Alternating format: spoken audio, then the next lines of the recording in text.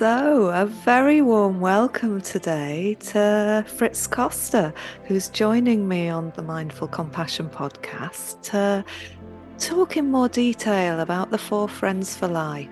But before we dive into that, I'd like to just introduce Frits, who is the co-developer of the wonderful course that we've been exploring, the Mindfulness-Based Compassion course.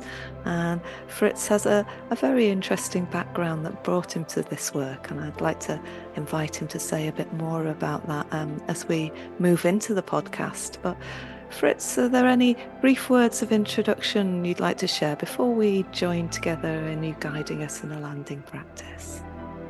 Well, basically that it's an honor and a privilege to share about a wonderful topic with you, and it will be nice to practice together.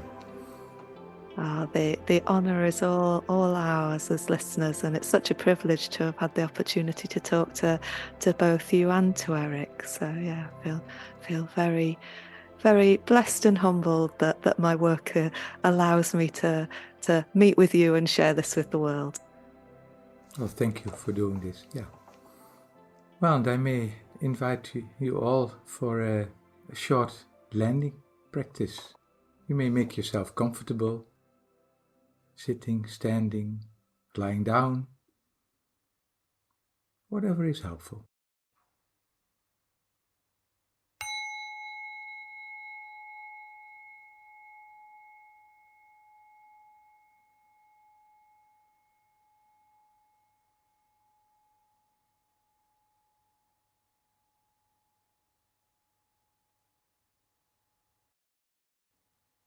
And actually, the whole compassion course that we developed, it could also be described as the art of developing connectivity.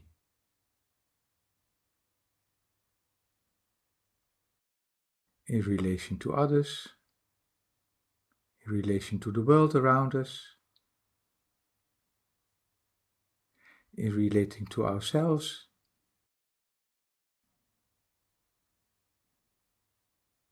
and in a very subtle way, this can already be developed in just at this moment connecting to the present time experience you have. Connecting to the body, sensing the body sitting,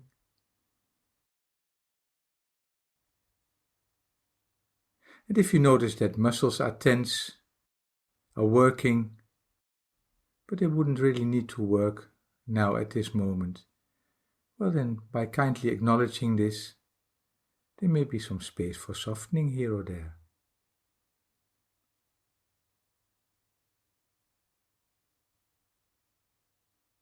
But also acknowledging the mood with which you sit, and however it is. For mindfulness, it's just okay as it is. There can be joy, there can be fatigue, sadness, nervousness, or just a quiet feeling. Okay.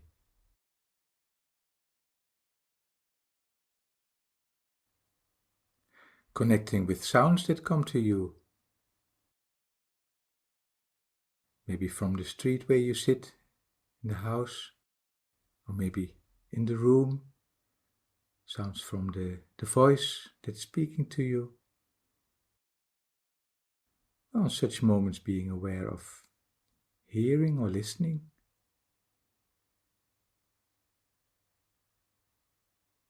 Of seeing, and it can be done with eyes opened, or it can be experienced with eyes closed.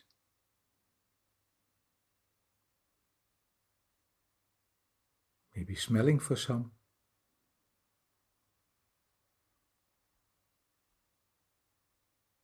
Sensing physical sensations.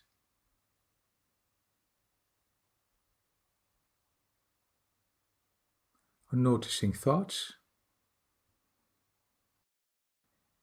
where usually we tend to fight or to follow the content of the thought.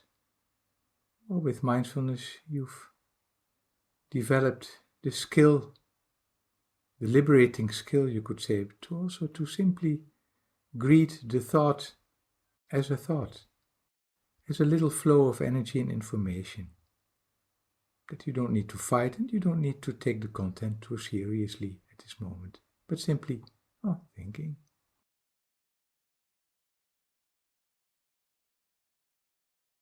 Or in the midst of all, when there are no clear other experiences, connecting with the movements of the breath.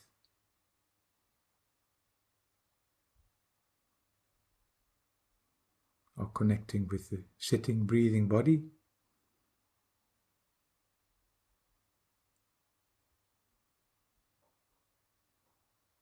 And as you have learned in the MBCL program already, one way to nurture the soothing system, especially when you're a bit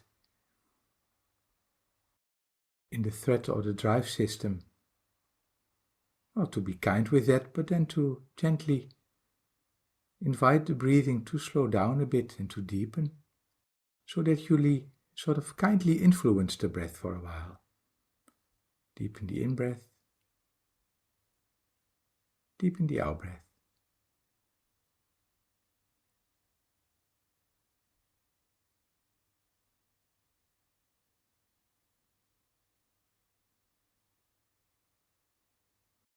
You don't need to influence the breath all the time. When you feel it's had enough space, or you may leave it again.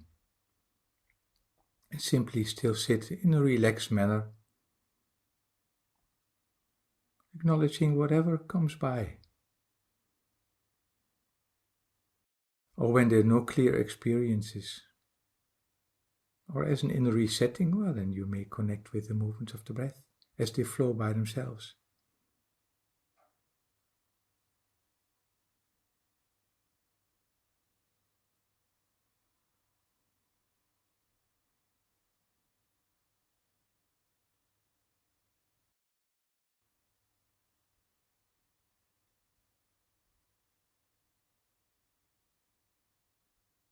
And in being mindful, in a very natural way, a sort of kindness is developed already, in acknowledging whatever is there.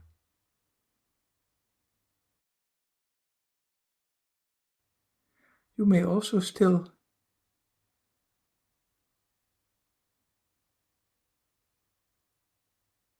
practice the kindness more explicitly for a while, and then to sort of open for a kind wish to that person that you're living with your whole life.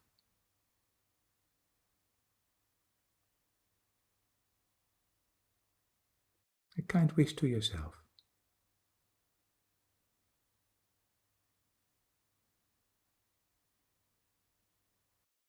A wish that spontaneously arises. Or maybe one of the 4 basic wishes.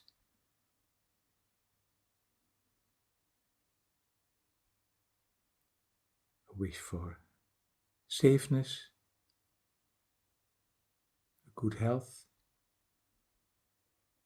joy, playfulness, or inner peace, lightheartedness.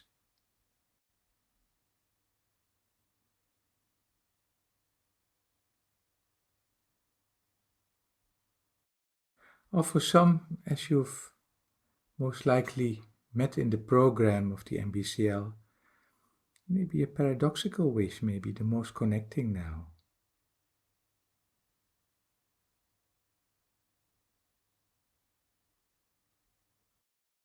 For example, when you actually feel very tired, may I really allow myself to feel tired?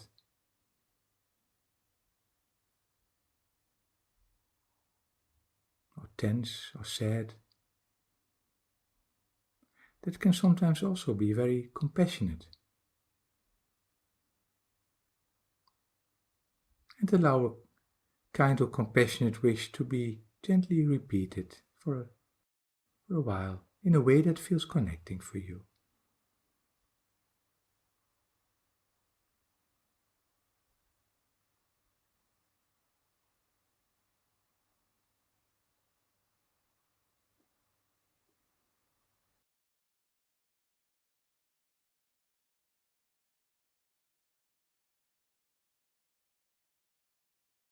Maybe still with a little poem.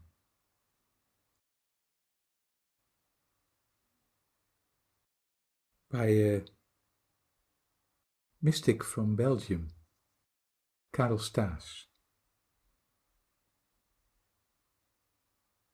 He who becomes gentle has conquered himself. A grateful sigh of liberation arises. You love others because you've learned to love yourself. Not as you would want to be, but just as you are.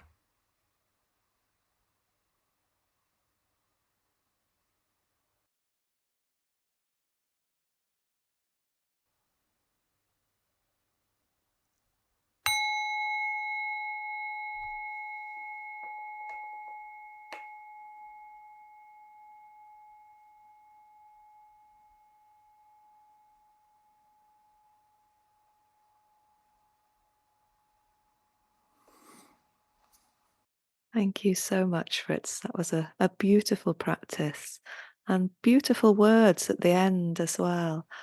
They really resonated with me. They really captured something because I think for so many of us, that's a journey that MBCL supports us with, this walking towards accepting ourselves just as we are and opening up to how that journey enables us to open up to the others in our lives.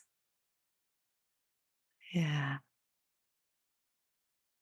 So it would be wonderful to hear a little bit more about you and about what brought you to this work, kind of what brought you to mindfulness, because I know you have an interesting story there. And then, how did that evolve into this focus on the beautiful work of compassion that you and Erik have brought to the world?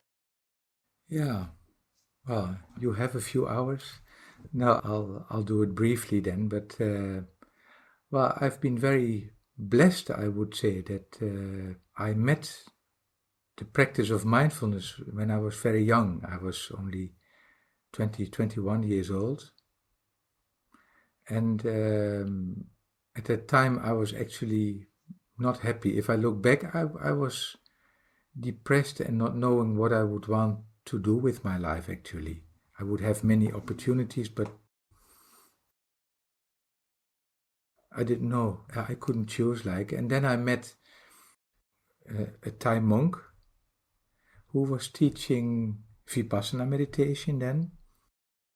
And when I started doing that, it was very difficult for me. I met a lot of restlessness and difficulties, but it was for the first time since quite a few years that I had a sense of, oh, this makes sense for me. This is a way in which I can learn to understand myself and the world much better. So I really dived in that quite fanatically, I would say, if I look back.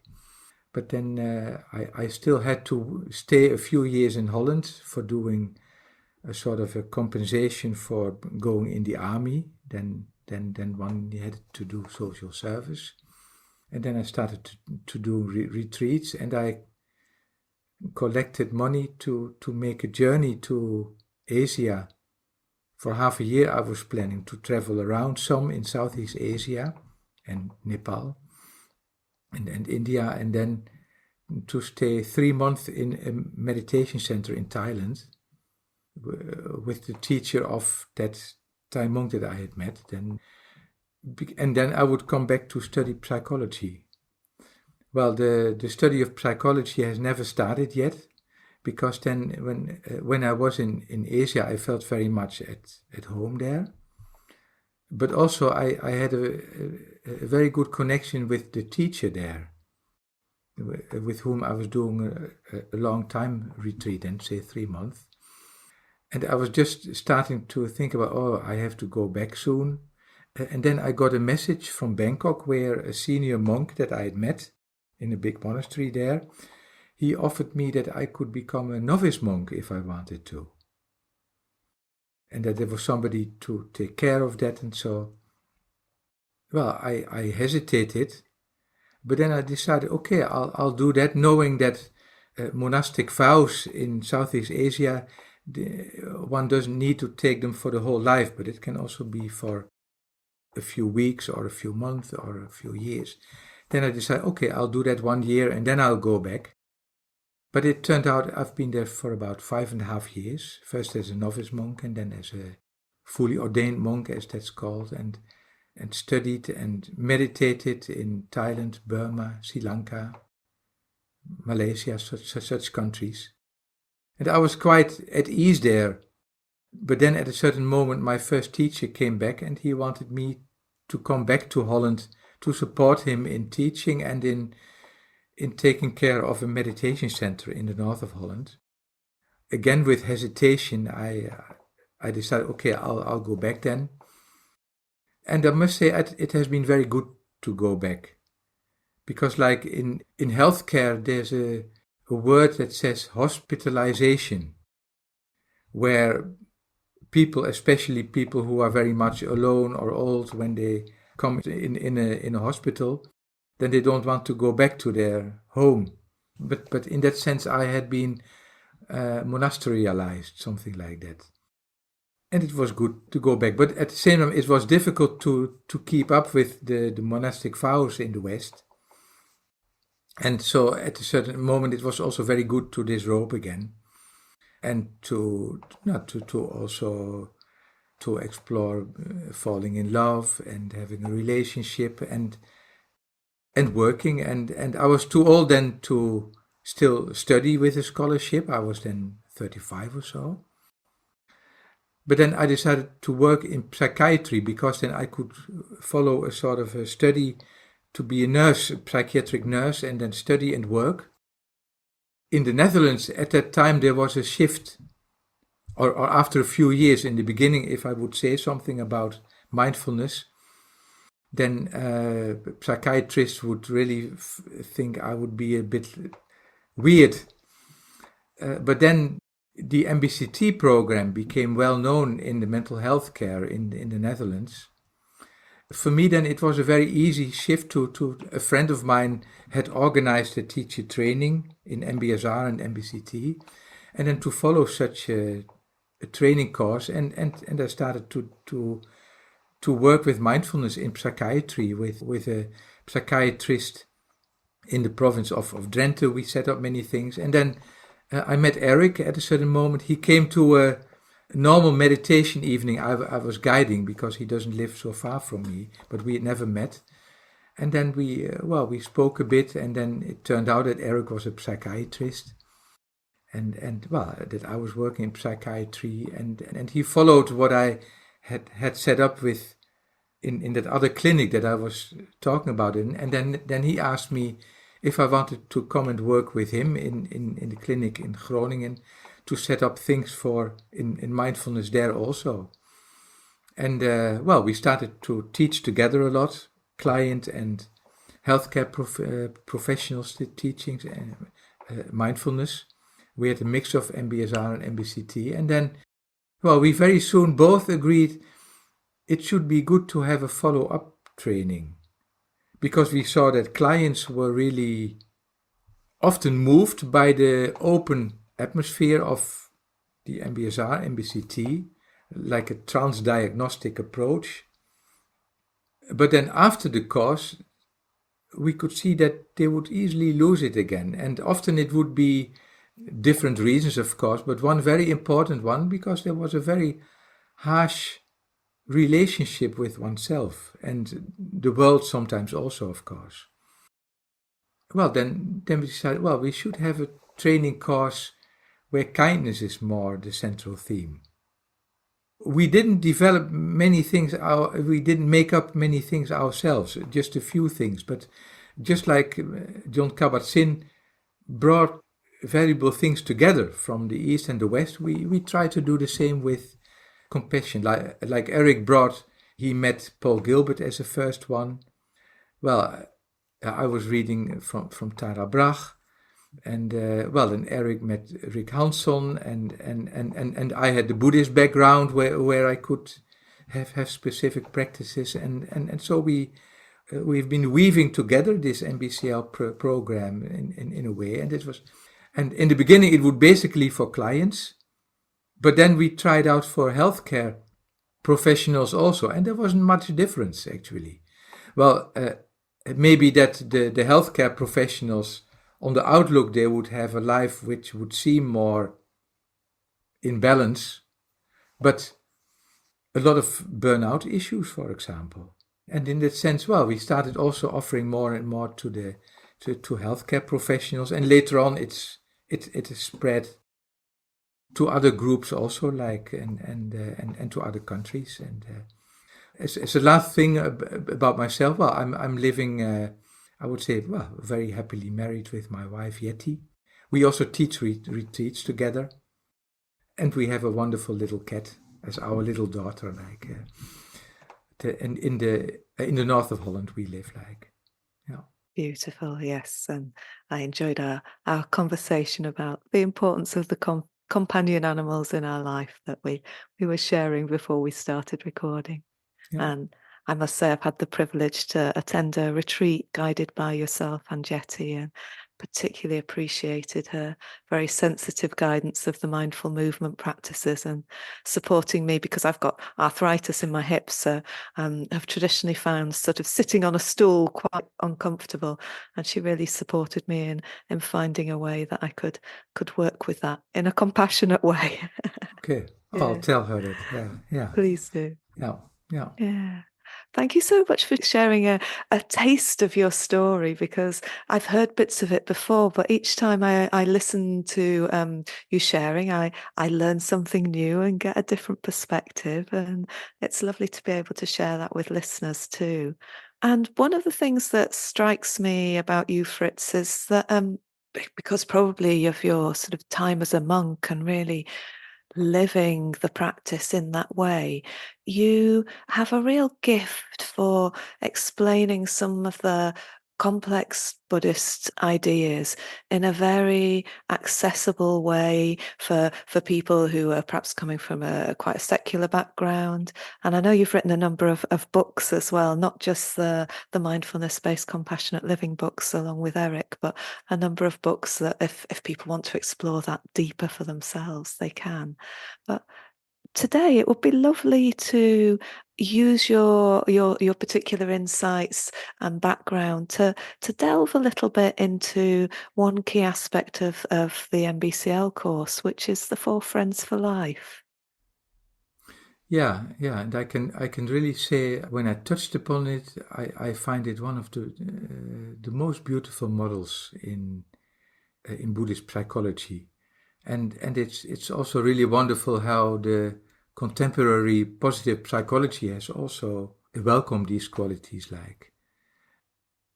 I can say a few things about them in general. You could say that these are 4 relational qualities as helpful ways in relating to ourselves and to others, or to the world around us also in general. In the Buddhist psychology, they're called the 4 Brahma Viharas, or 4 noble abidings. In the compassion training, well, we decided for a more secular name, more accessible, and then we adopted them as 4 Friends for Life. And they can also be called 4 qualities of the heart, or, as I also sometimes name them, is as that there are 4 different expressions, phases of kindness. The most basic one may be kindness itself.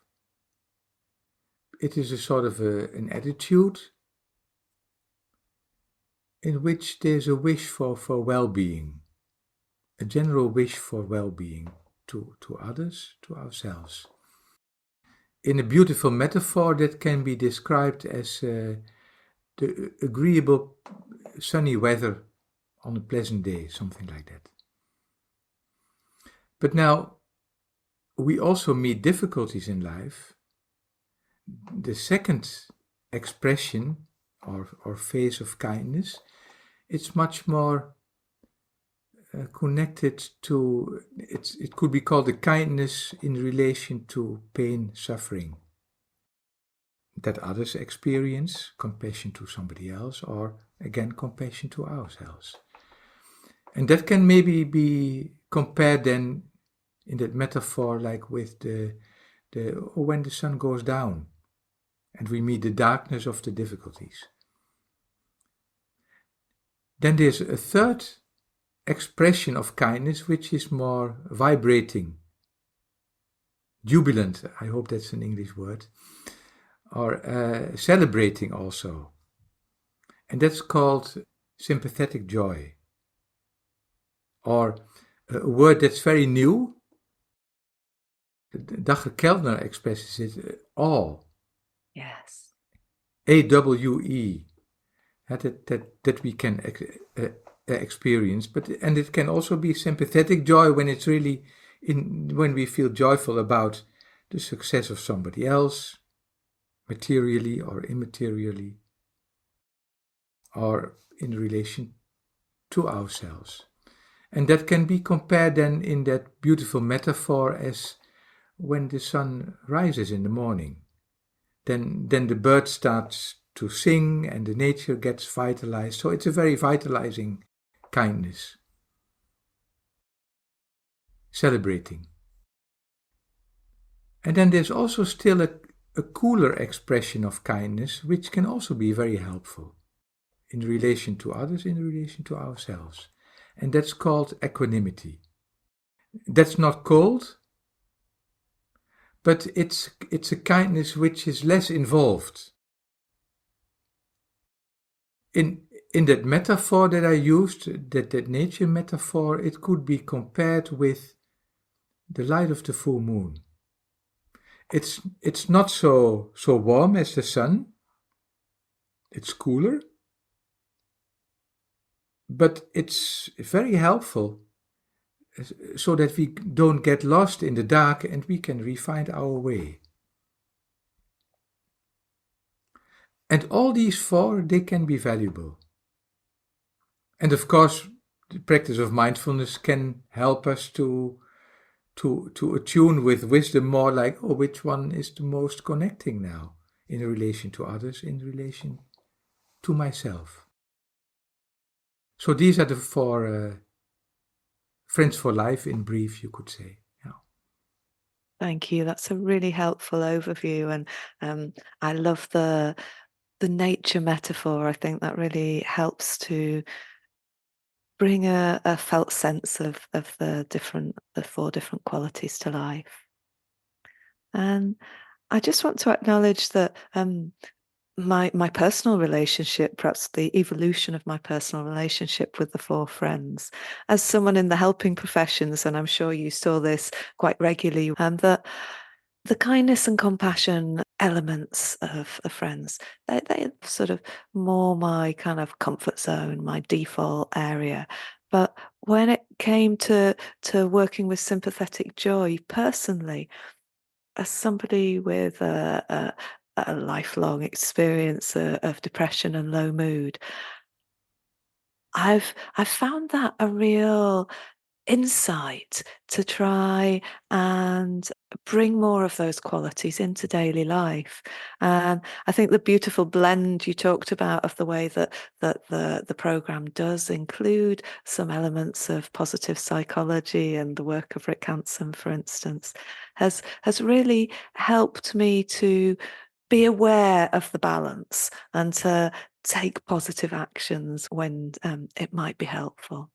And I actually had a particular insight on the retreat that I attended with you and Yeti, which was a couple of years ago, 2 or 3 years ago now.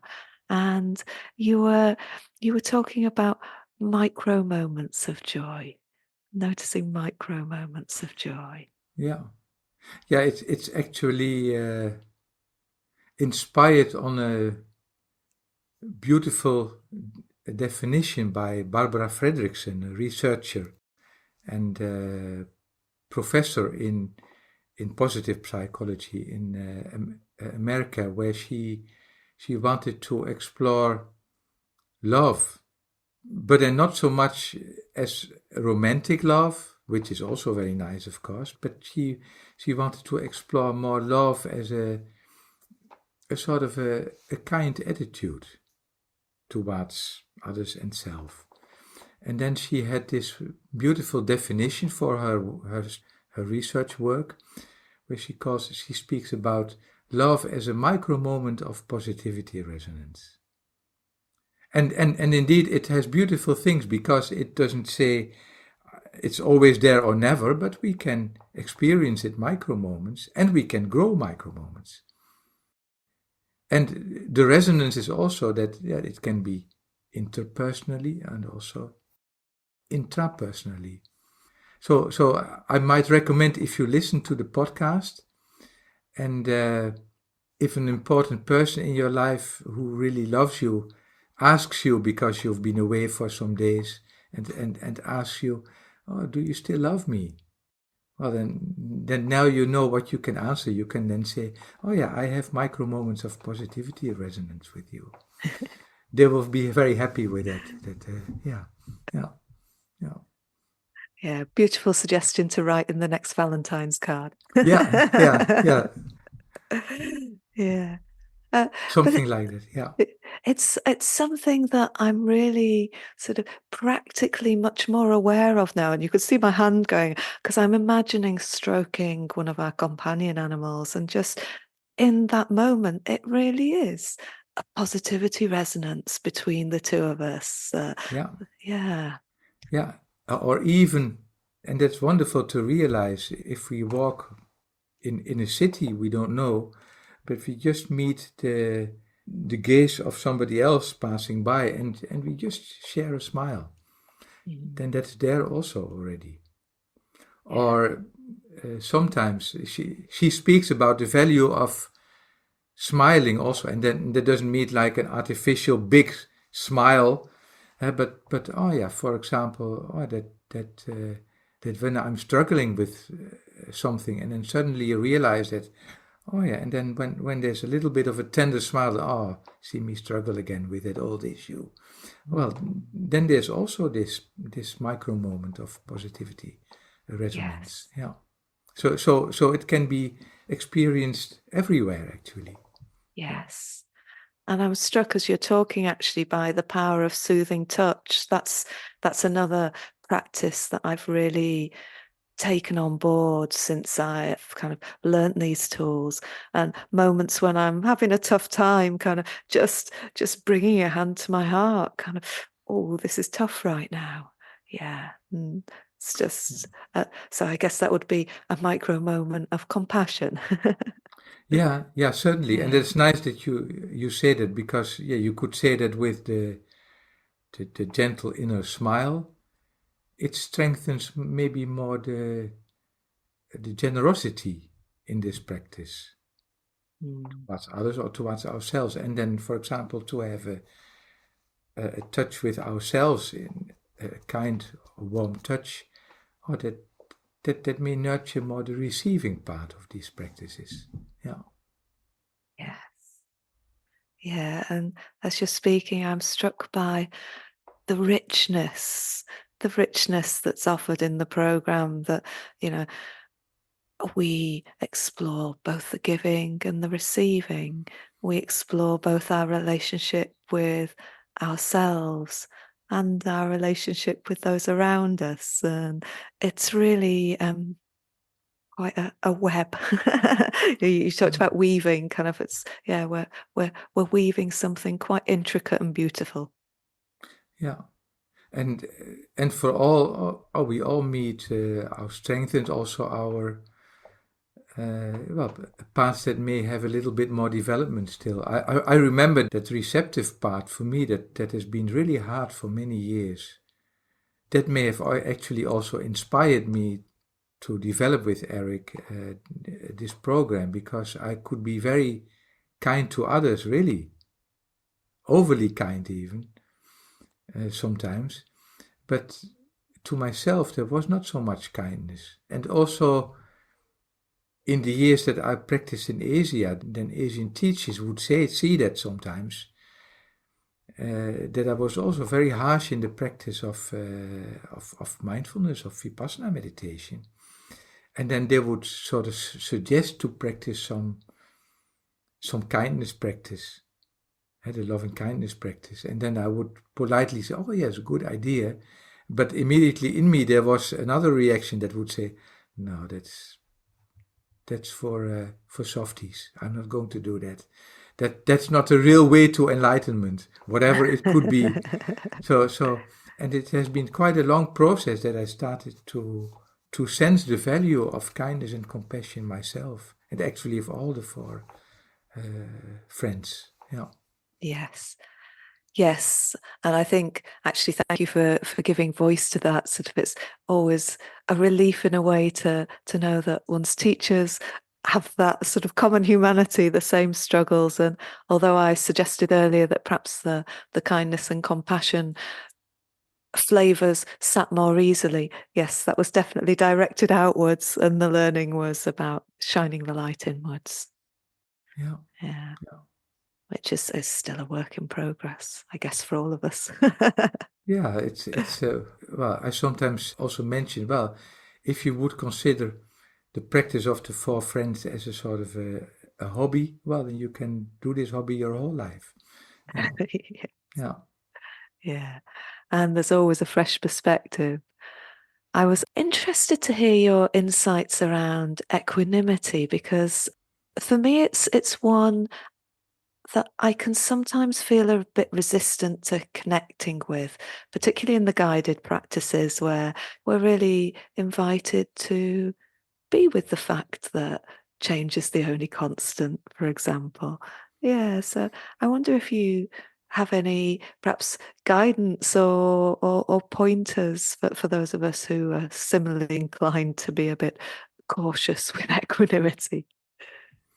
Yeah, a part maybe, and I'm speaking in general, not specifically to you now, but that in general there are quite a few misunderstandings about equanimity.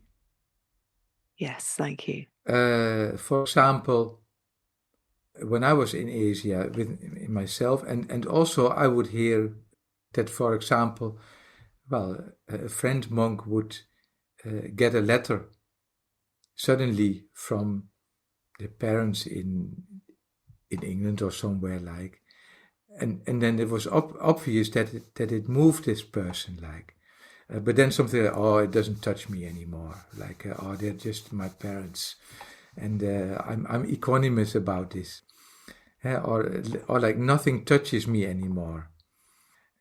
And that may be a misunderstanding, as if we are not allowed to feel touched anymore, as if we should be equanimous. And it can be helpful, but sometimes maybe also not. If a son or a daughter, for example, has something really that can be celebrated, it doesn't make much sense to say, oh yeah, now today you're happy, but tomorrow you may be sad again. And that's equanimous, but it's not really the connecting approach at that time, probably. It's more than, well, let's celebrate this. And when the celebration goes too far, oh well, then maybe a little bit of equanimity again. But equanimity can be very helpful to know it's also not like indifference. It doesn't touch me, but it's more a sort of yeah, you could say a pleasant coolness. And when you're practicing mindfulness already, even though you may think that you're never equanimous, but actually, according to Buddhist psychology at least, but it's confirmed in the contemporary study of mindfulness, with every moment of mindfulness, a subtle kindness is developed, which is in acknowledging of whatever is there. That mindfulness has no enemies. It's just, okay, this is this. But when there's clear mindfulness, then it also means that there's a micro moment of equanimity there, because at that moment we're not so involved in what's happening.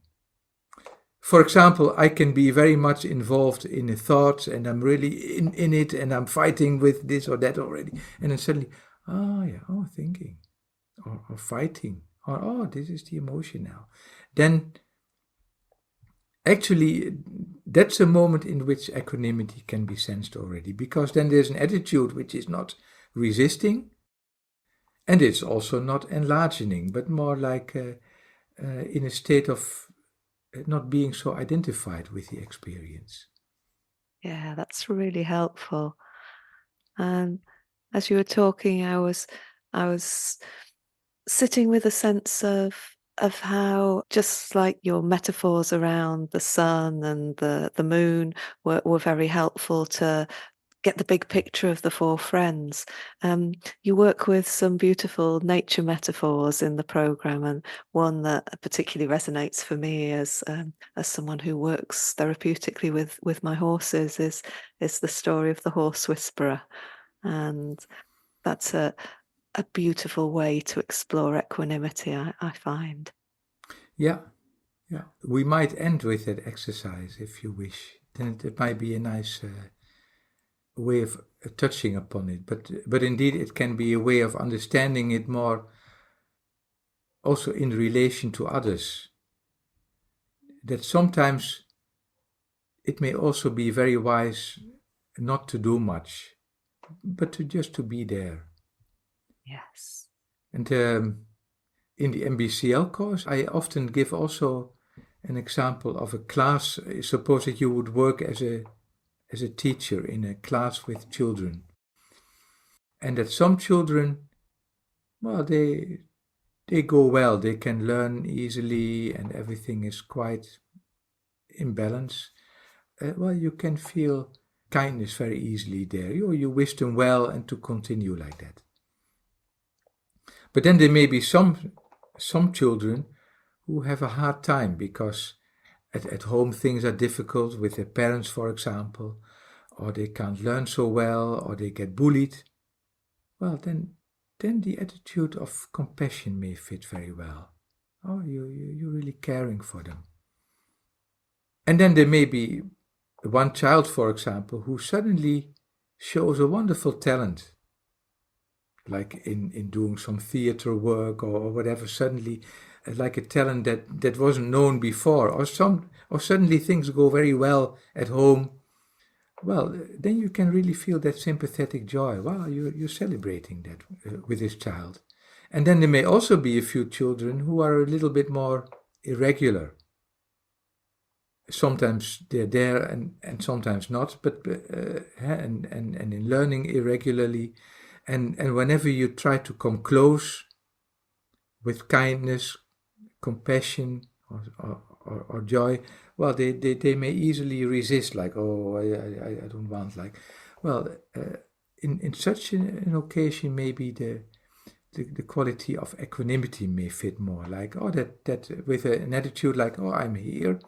If you need me, you're always welcome, but I don't need or want anything from you. And all four can be valuable, and they may change. Yeah. Thank you. And thinking of both friends and clients who work as teachers, I'm sure that will be a really a metaphor that touches home for them. Yeah, so you offered to perhaps lead us in a practice to end the podcast, and I'm conscious I would love to keep talking. I have so many questions. Maybe an opportunity for a follow up at a later date. But Okay. Yeah. yeah, just to ask a closing question, which is really an opportunity for you to offer or share anything that you were hoping to say today and that we haven't come to yet. Yeah, I may basically share, well, that especially, well, of course, suffering has always been in the world, and there will always be difficulties in the world, but especially the last few years, it has seems to be intensified in a global way with terrible wars and well, it has never been so easy to be a human being already, but in this time it may be a bit extra, and it may be so valuable for all of us to certainly to keep a sanity, to keep opening for mindfulness, wisdom, these four friends for life. Of course, I can't change the world on my own, but we can all have at least a wholesome influence. And it can be by sharing a podcast like you do, or by writing a book, by guiding a course. It can also be just by connecting with friends and people who have a hard time, or doing generosity for wholesome purposes, or for some maybe even to be in politics or in social service. But yeah, really to see like, oh yeah, that even though there may be a sense, oh, I can't do much, maybe not, but we can all at least have micro seeds of these four friends for life and of sharing the practice in the world. And that may be wonderful to keep growing it for ourselves and to share it with others. Yeah, thank you so much for giving voice to that. And I'm struck by the fact I've just taught week 7 of the course with a beautiful group I'm working with right now. And one of the things we were talking about was practical ethics, and sharing how it can be quite triggering, sort of, for some of us when we see litter dropped, and the thought of, how can people disrespect the planet? And then when we can step into a compassionate lens, we can recognize the common humanity of, yeah, well, just like me, they have cares and concerns. And we can also recognize the really practical side of, okay, so this bothers me. I could do some litter picking, and that could be my practical contribution to my compassionate, if we have a breathing space for wise, compassionate action in the course, well, that could be my wise, compassionate action to take a carrier bag out with me and pick some litter up on my walk. So Yeah. it can be really tangibly practical, as well as kind of what we might do in the quiet of our own sort of formal practice periods. Yeah, and it's also wonderful that you touch upon this quality of wisdom, which is so important in this practice. Well, it's spoken about foolish compassion, for example, where I would, for example, walk in Amsterdam, and the beggar who's obviously quite drunk or stoned by drugs comes to me and asks, "Oh, do you have money for me?" Well, I could feel a lot of compassion then, like, and they say, "Oh, he looks very bad," and out of compassion, I give all my money and my credit card, and I give him my coat, my shoes. It's very compassionate, but is it wise? I would doubt that. So in that sense, oh yeah, the practice also requires wisdom in what can I do and how can I do it in a skillful way. And yeah, these are all wonderful qualities to develop, to keep on developing. Yeah. Yeah. As you say, it really is a hobby for life. Yeah, surely. Yeah, Yeah. yeah.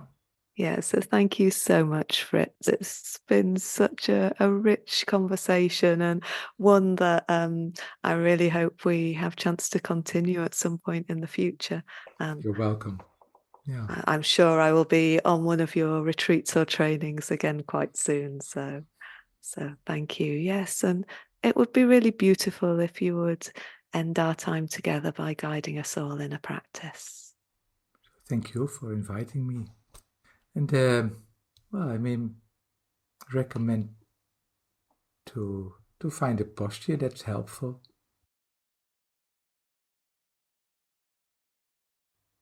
Where there can be some dignity, but also some relaxedness. And sometimes you need the dignity part a little bit more. Sometimes the relaxation part a bit more.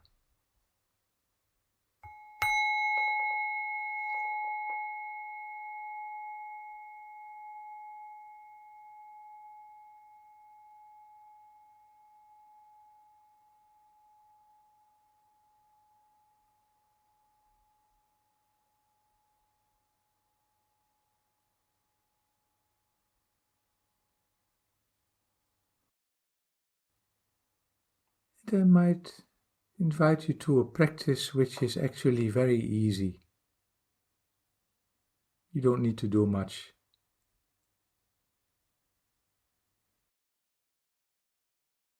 But you may simply listen to a story that's inspired on a book that's also become a movie.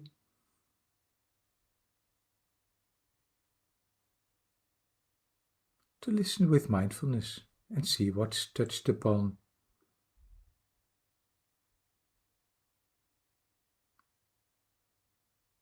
And of course you don't have to listen, but simply being present with mindfulness may be wonderful already. But the story is about a young girl, teenage girl, who has one big love in her life, namely her horse. The thing that she loves most is to be with the horse and to care for it, and to go riding. And one day, it has been snowing quite a lot, but she feels such a strong urge that she goes riding. And together they have a lot of joy. They ride through a hilly landscape. And at a certain moment, in descending from a steeper hill, the horse slips. And both slip down from that hill until that they come on the bigger road underneath there. And unfortunately, there's just a big truck that's driving there and cannot stop anymore. So there's a nasty accident. All survive. But the girl is hurt badly, especially her legs, and it's really doubtful if she will be able to walk well again. She will need a lot of care.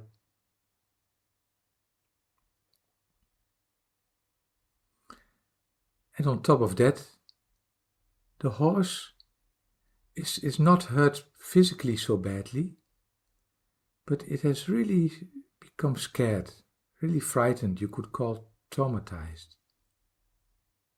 And it's very difficult to still connect with the horse after that accident.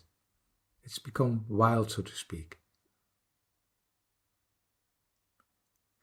Well, the mother of the young girl, of course, sees the double suffering of her daughter, who has lost two valuable things in her life, namely her health and her horse. And she thinks about ways of helping her daughter. And in searching on internet, at a certain moment she finds the existence of somebody whom is also called a horse whisperer. Somebody who can relate to horses very wisely. And she feels, oh, maybe we should go to meet this man. But making a telephone call doesn't work well. He lives in a remote area. So she knows how to persuade her daughter to go and visit that man. And they make a long journey. They somehow know to get the horse in a horse cart behind their car. And with the three of them, the mother, the daughter and the horse behind, they drive to that farm of where that man lives with his family. Well, then the mother tells what has happened. And that man, he doesn't speak much. But he simply listens first and then asks if he gets permission from the mother and the daughter to do with the horse what seems right to do. Well, he gets that permission, and then he takes over the horse cart behind his own jeep, and he drives to a big field. He opens the door of the horse cart, and of course that horse, frightened as it is, immediately jumps out and runs away very far. But that man doesn't try to get that horse at all. He just lets it run away. And he positions himself somewhere in that field, standing, sometimes sitting, with the face in the direction of where that horse is about. He just stands there with an attitude like, oh, I could stand here for weeks. And sometimes he whispers something kind towards that horse. That's all that he's doing. Now that horse, and horses have a very good hearing, it somehow, after some time, it gets a bit curious to that strange man who's just standing and whispering there. So it decides to come closer, slowly.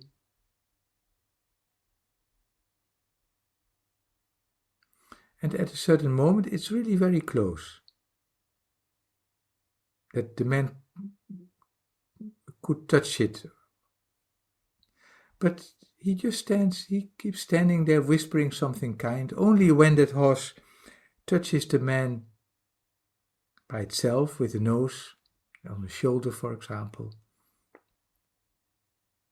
or the arm, well, then he moves his other hand and arm to stroke the horse. But in the beginning, as soon as he starts moving, the horse immediately backs off again, scared, and then it takes a long time again before it comes back. But at a certain moment, when the horse touches the man again, and he moves his hand, then the horse allows the man to touch it and stroke it, first with a shiver. But this is the way in which the horse can calm down.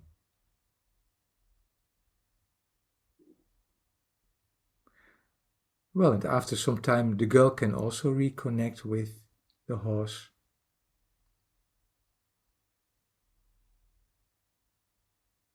Well, of course, there's also some drama in the book and the movie, because, well, the family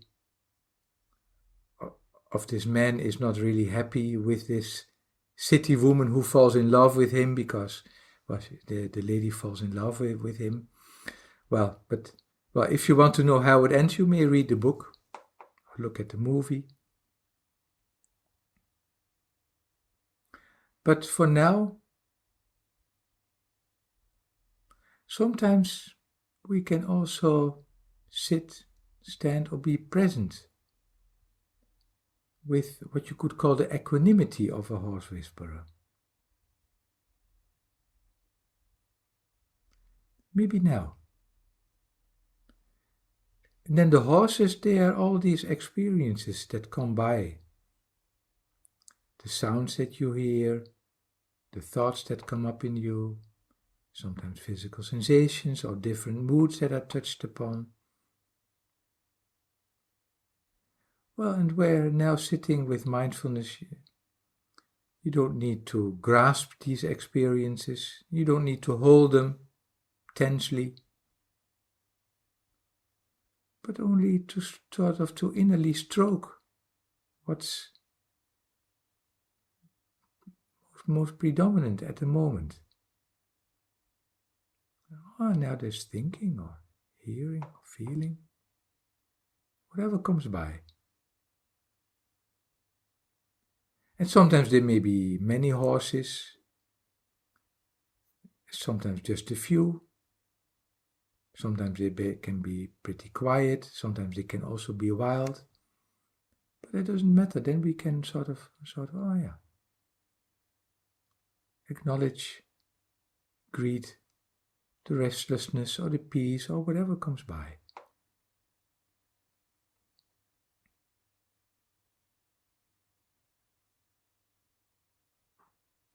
Or when there are no clear experiences, well, then the mindfulness may be connected with what you could call the stable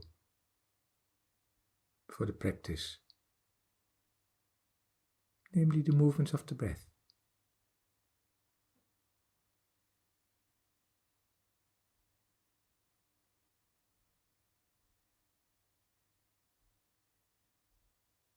So this is how we can sometimes sit or be present as a horse whisperer.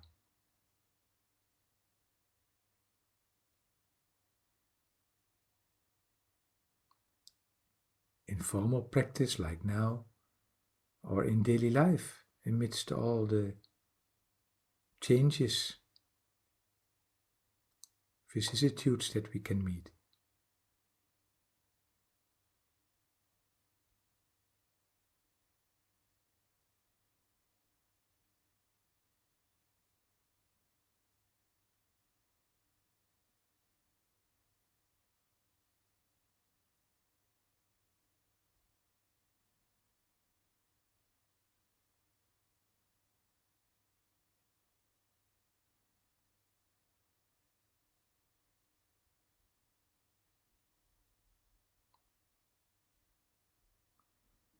And there's also still another perspective in this metaphor, namely the perspective of the horse, which had become scared,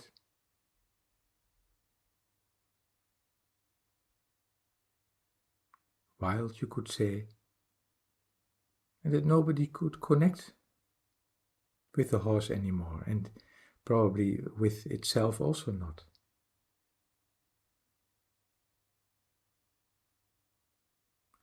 Sometimes in our life we can also have such an area where there's a lot of harshness, tenseness.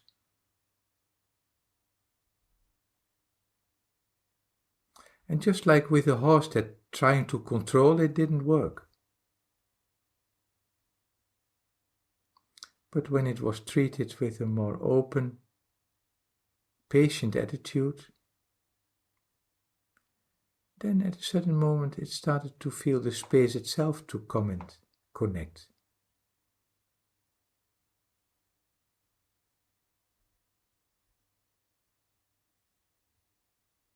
In a similar way that when there's such an area in our life where there's more harshness, we may allow ourselves to be patient.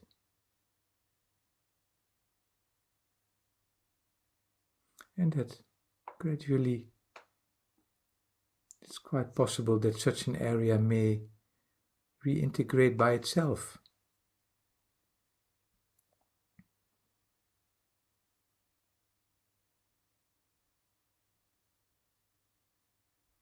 So this is how we can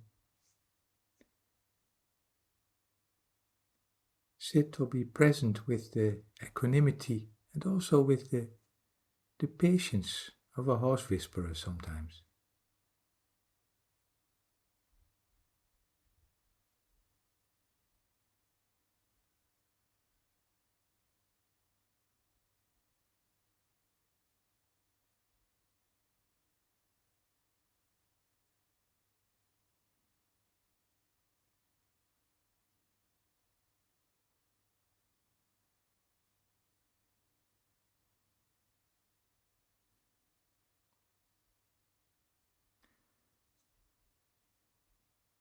So you may still sit with mindfulness,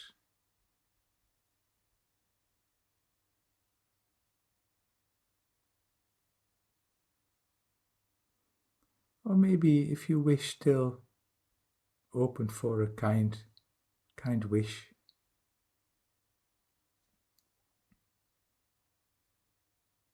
To yourself.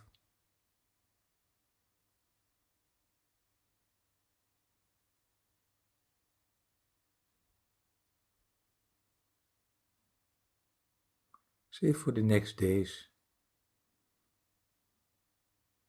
a kind wish to yourself, or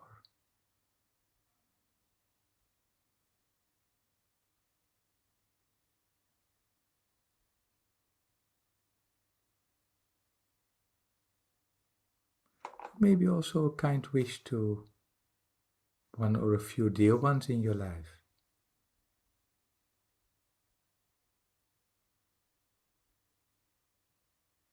Or a dear pet animal.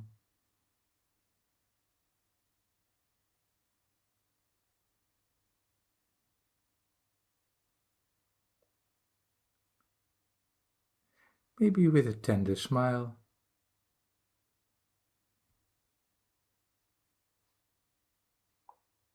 Or if that's helpful,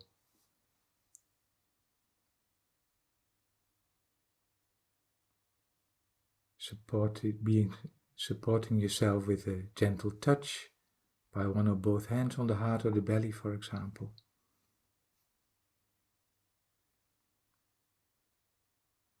As opening for sharing and receiving kindness to yourself or to dear ones.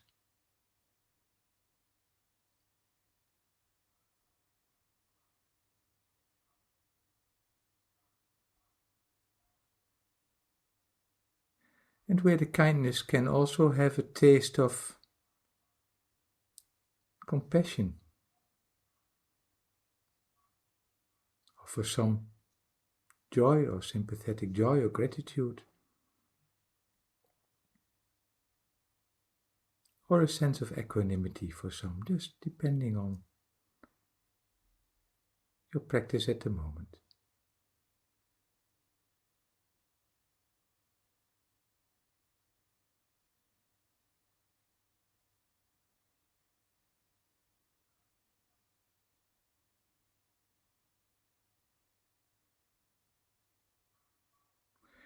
Maybe ending with a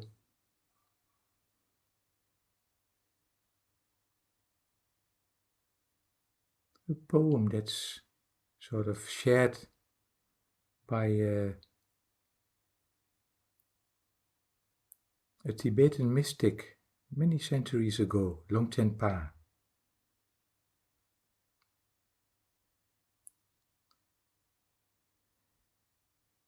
May the flowers of wisdom and compassion bloom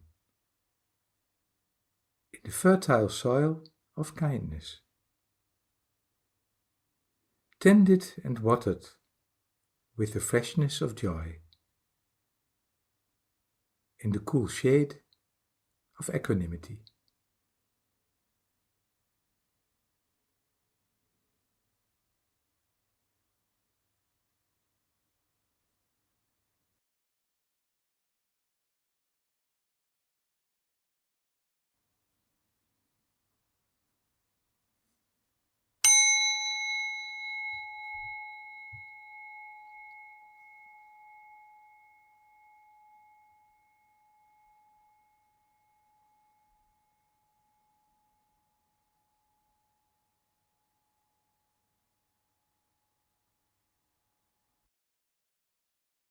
Thank you so much, Fritz, for giving us a taste of how we can begin to touch in with that sense of equanimity, both within and without. Yeah, so heartfelt thanks both for this beautiful course, and I'm holding up my well-loved, much-thumbed workbook here. Um, yeah, thank you to you and Erik for bringing this to the world, and thank you both of you for your generosity and taking time to speak with me. I've really enjoyed our conversation today, Fritz. Wonderful. Yeah, if it would be wished the next time, you're welcome. And wonderful to practice together in this way. Yeah. Yeah, and Oh, thank you to our listeners as well, and yeah, stay tuned. okay. Bye bye. Thank you. Thank you for joining us for today's episode. It's my heartfelt wish that this podcast, in its own small way, contributes to the spread of mindfulness and compassion in our world. If you like the podcast, please subscribe and follow it. And if you have friends who may be interested, please share it with them too. And if you'd like to find out more about me and my work, including the Mindfulness-Based Compassionate Living group course and one-to-one coaching, you can do so at my website, www.realisemindfulness.com. Please do keep listening, and if you'd like to keep in touch, it would be wonderful to hear from you. So, until next time, wishing you ease and kindness in the flow of life.